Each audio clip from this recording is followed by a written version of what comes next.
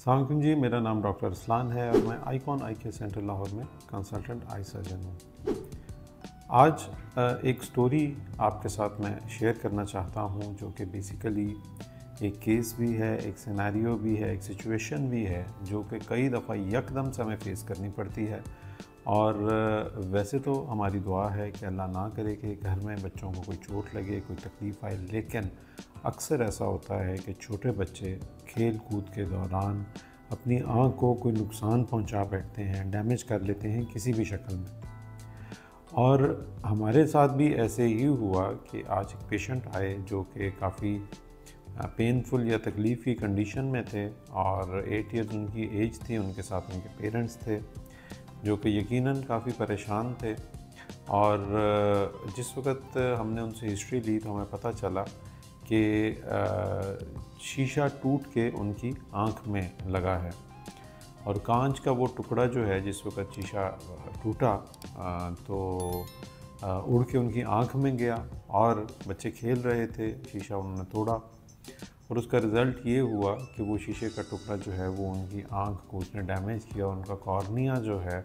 वो उसके ऊपर एक कट आ गया जो कि इतना डीप था कि उसकी वजह से आँख का जो इंटरनल स्ट्रक्चर है वो भी डैमेज हो गया। चोट की वजह से आँख में कई तरीके के मसाइल जो है वो पैदा हो सकते हैं और चोट जो है वो दो तरह की मानी जाती है आँख में। एक वो चोट जो कि आँख के फटने का या आँख के डैमेज का सबब बनती है और एक वो चोट जो कि आँख को जिसमें आँख में कट नहीं लगता, जिसमें आँख फटती नहीं है, लेकिन आँख के जो एक्सटर्नल स्ट्रक्चर्स हैं उसमें डैमेज आ जाता है। अगर आँख की ऐसी इंजरी है जो कि आँख के कट का सबब नहीं बनी है तो ऐसी सूरत के अंदर दर्द या तकलीफ़ तो काफ़ी ज़्यादा होगी, लेकिन आँख के मुआयने के बाद हम चंद दवाइयाँ या ड्रॉप्स दे के पेशेंट को 1 से 2 हफ्ते के बाद फॉलोअप पे बुलाते हैं और उनके पर्दे का मुआयना करते हैं कि जो बाहर चोट लगी थी उसने इंटरनल डैमेज तो नहीं किया है। और इसी तरीके से अगर खुदा न खास्ता अगर आँख में कट आ गया है तो ये जो कंडीशन है ये बहुत एमरजेंसी कंडीशन है और इसमें आँख के ज़ाया होने का ख़तरा पैदा हो जाता है। ऐसी सूरत के अंदर अगर आप आँख का मुआयना करते हैं और आपको आँख की बनावट में कोई तब्दीली नज़र आती है या आँख से ब्लीडिंग हो रही है या आँख के कलर के अंदर को बहुत ज़्यादा वाज़ह चेंज नज़र आ रही है तो आपको ये समझना चाहिए कि ये कंडीशन अच्छी नहीं है और इसमें एमरजेंसी के अंदर आपने किसी भी करीबी डॉक्टर के पास या अपने करीबी हॉस्पिटल की एमरजेंसी में पेशेंट को लेके जाना है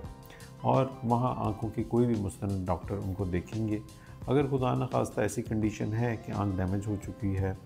तो उस सूरत के अंदर आँख की पूरी सर्जरी की ज़रूरत होती है। यहाँ मैं एक बहुत ही ज़रूरी बात बताता चलूँ कि इस कंडीशन में जिस वक्त हम पेशेंट को ये बताते हैं कि आँख की पूरी सर्जरी होनी है तो ज़ाहिरी बात है कोई भी ज़हनी तौर पे उसके लिए तैयार नहीं होता। और जिन पेशेंट का मैं जिक्र कर रहा हूँ इनके पेरेंट्स को भी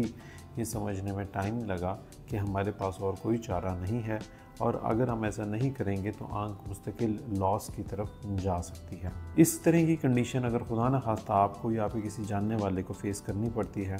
तो आप सिर्फ एक बात मेक श्योर कीजिए कि कोई डॉक्टर जिनके पास आप जा रहे हैं आपके ख़याल के मुताबिक आँखों के मुस्तनद डॉक्टर होने चाहिए। ऐसी सूरत में अगर वो आपको सर्जरी का मशवरा देते हैं तो आपने ज़्यादा सोचने में टाइम ज़ाया नहीं करना, क्योंकि इस तरह की कंडीशन में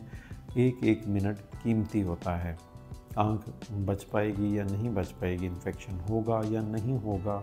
और आने वाले टाइम में कितनी नज़र बहाल की जा सकती है, इसका बहुत ज़्यादा ताल्लुक़ उस टाइम के साथ है जो कि चोट और ऑपरेशन के दरमियान में होता है। आम तौर पे जब आँख खुदा न खास्ता डैमेज होती है तो ऐसी सूरत हाल के अंदर सर्जरी के ज़रिए हमारी कोशिश ये होती है कि हम आँख के स्टिचेस जो है लगाकर आँख की बनावट को बहाल करें और आँख का जितना भी डैमेज टिश्यू है उसमें जो टिश्यू रिस्टोर हो सकता है उसको रिस्टोर करें, अपनी जगह पे वापस लेके जाएं और अगर खुदा न खास्ता कुछ टिश्यू ज़ाया हो गया है तो उसको रिमूव करके आँख को इन्फेक्शन और मज़ीद डैमेज से बचाएं। अक्सर जो हमारे पेशेंट्स हैं इस तरह की सिचुएशन में एंड तक उनका यही सवाल होता है कि कितनी नज़र बनेगी। देखिए, ये चीज़ इस तरह की सिचुएशन में पहले कतई तौर पे नहीं बताई जा सकती है, क्योंकि पहला हमारा टारगेट होता है आँख को बचाना। नज़र का सवाल तब पैदा होता है जब आँख अपनी हालत में बहाल होगी। अगर खुदा न खास्ता आँख ही ज़ाया हो गई तो इस सूरत के अंदर नज़र का सवाल भी पैदा नहीं होता है। उस सूरत हाल में आपका मेन कंसर्न सिर्फ़ और सिर्फ यही होना चाहिए कि अच्छे सर्जन की तलाश करके आप उनसे सर्जरी के ज़रिए आँख की बनावट बहाल करवाएं और फिर उनकी हिदायत के मुताबिक फ़ॉलोअप करें।